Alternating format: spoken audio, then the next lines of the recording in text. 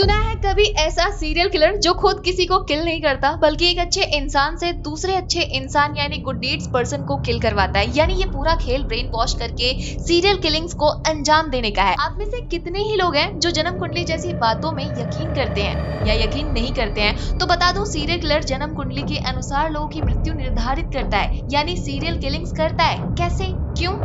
बहुत से सवालों का जवाब है एक वेब सीरीज जिसका नाम है असुर सीजन 1। जी हाँ, अब जब जियो सिनेमा पर असुर सीजन 2 आ चुका है तो जिसने असुर का सीजन 1 नहीं देखा वो असुर 2 अगर देखेंगे तो उन्हें कुछ भी समझ नहीं आएगा। इसलिए जरूरी है पहले असुर का सीजन 1 देखें, जो आप जियो सिनेमा पर देख सकते हैं। टॉप कास्ट है अरशद वारसी, रिद्धि डोगरा, अनुप्रिया गोयनका, विशेष बंसल। इन्होंने क्या एक्टिंग की है, मतलब बाकी एक्टर्स एक तरफ और शुभ जोशी यानी असुर जिसे आप देखकर डर जाओगे। इस वेब सीरीज में साइंस, टेक्नोलॉजी और माइथोलॉजी को मिलाकर एक ऐसी कहानी दिखाने की कोशिश की गई है जिसे पर्दे पर देखना फैंस के लिए यकीनन काफी मजेदार साबित होगा। ये सीरीज एक सस्पेंस थ्रिलर है जिसमें लॉजिक और मान्यता दोनों को ही एक साथ आगे बढ़ते हुए दिखाया गया है। हिंदू धर्म में असुरों की एक खास जगह है। इस सीरीज में भी असुरों की उत्पत्ति से लेकर उनके अस्तित्व की कहानी बयां करने की कोशिश की गई है। ये कहानी साइंस और धर्म के बीच के रिलेशन को बयां करती है। इसमें जहां एक और साइंस सही लगने लगता है तो दूसरी तरफ धर्म।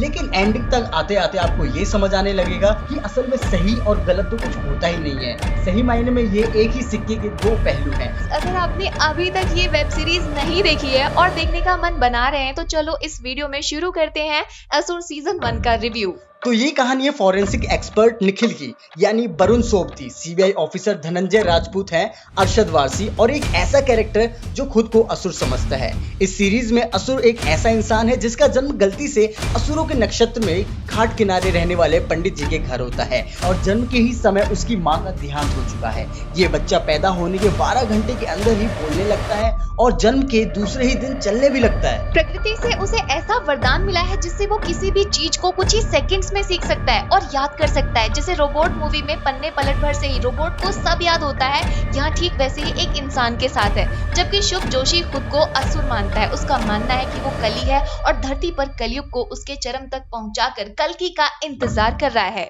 कल्कि को शास्त्रों के अनुसार हिंदू भगवान विष्णु के 10वें अवतार माना गया है। कलयुग के अंत में जब पुण्य और धर्म गायब हो जाएगा और दुनिया पर अन्यायों का शासन होगा, कल्कि दुष्टों को नष्ट करने और एक नए युग की शुरुआत करने के लिए प्रकट होंगे। और भगवान परशुराम, जिन्हें चिरंजीवी माना जाता है, और कलयुग में कल्कि अवतार का मार्गदर्शन करेंगे और मानव जाति को बचाने के लिए सभी दिव्य और जादुई हथियारों को प्राप्त करने के लिए तपस्या करेंगे।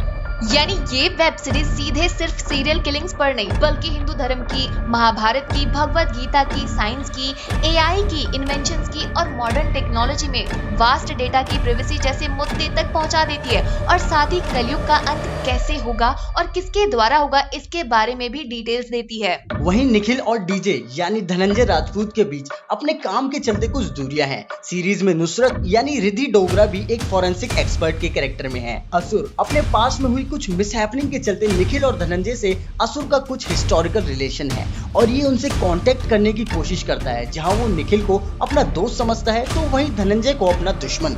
लेकिन खास बात तो ये है कि यहाँ धनंजय और निखिल दोनों ही इस बात से वाकिफ नहीं है। ऐसे में असुर इन दोनों को अपने पास बुलाने का एक ऐसा प्लान बनाता है जिसमें सभी उलझ कर रह जाते हैं। इसके बाद शुरू होता है सीरियल किलिंग का एक खौफनाक सिलसिला। अब ये सीरियल किलर कौन है और उसके मिसहैप या कहानी में इन तीनों से क्या रिश्ता है, इसके लिए आपको खुद ही इस सीरीज को देखना होगा। बात करते हैं सीरीज की प्लस पॉइंट की, तो एक डायरेक्टर के सामने सस्पेंस थ्रिलर वेब सीरीज बनाने का सबसे बड़ा चैलेंज होता है कि वो व्यूअर को एंडिंग तक एंगेज रखना, जिसमें असुर के डायरेक्टर ओनी सेन पूरी तरीके से कामयाब होते हुए नजर आए हैं। इसी के साथ बात करते हैं एक माइनर नेगेटिव पॉइंट की, तो 3 साल का जो गैप है, मतलब 2020 में सीजन 1 और सीजन 2 को आने में 3 साल लग गए। वैसे आप ये क्यों देखें सीरीज, इसकी पूरी लिस्ट भी है। हिंदी भाषा की बात करें तो सस्पेंस थ्रिलर सीरीज और फिल्में हिंदी में कम ही बनती हैं, लेकिन अगर आपको ये जॉनर पसंद है तो ये सीरीज आपके लिए है। मतलब एकदम शुद्ध हिंदी में एक सीरियल किलर की बातें कितने अलग अंदाज में और यूनिक डायलॉग्स हैं,